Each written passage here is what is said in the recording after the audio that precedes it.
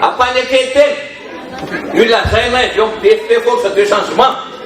fa neritrerika novan'izao fitondrana zao zahay hatramin'ny voalohany zay dia neritrerika mihitsy hoe tokony atao mifanaraka amin'ny mahaolona tsy atao ambolety izy ty fa tsy tsara iverenana ny raha mandrika ny raha misy eto hatramizay zavatra roa telo mety izy eo mety voasazy isika voasazy avy amin'ny zay mety mahavoasazy atsika raha manao ambolety aloatra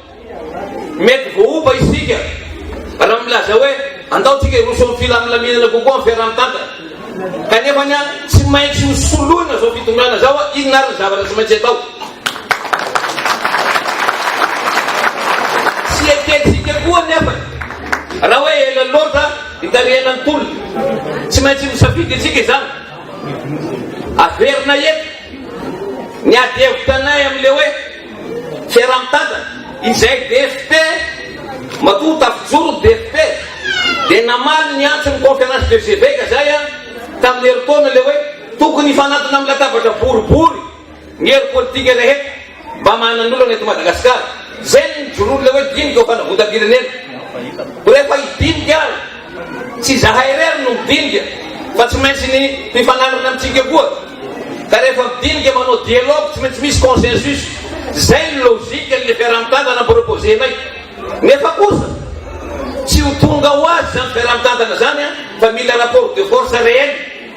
mila démonstration de force fa efa namaly nge ny HVM fa tsy mila fiaraha-mitantana reo dia ny famivalinay hoe sao de verina rehefa fitiavanay anareo ary zany terinay zany fa désormais anapatiavitra DFP sy force de changement fa tsy maintsy esorona anareo fa tsy mety tsony zavatra ataonareo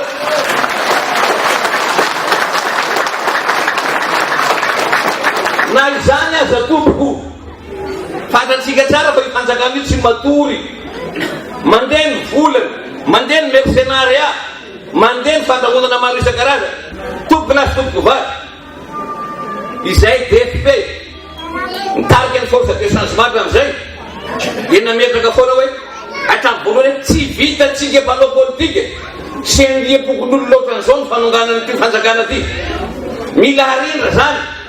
mila maraka amin'ny eran'ny Madagasikara ary mila miaraka indrindrandrindra mila tsodrano avy amireo raha aman-dreny mpiangonana zay ny nirosonay zay ny mahatonga anay mifandamina amin'ny endrim-piarahamonina maro isan-karazana any amin'ny faritany zany rehetrarehetra zany mila fandamina tsy mila fahamaiza farany afanapotsika efa zany olona manao mpifamadihana raha zany efa navadika zalareo ohatran'izay fa raha vavatsika an-tena andao izy tia ongana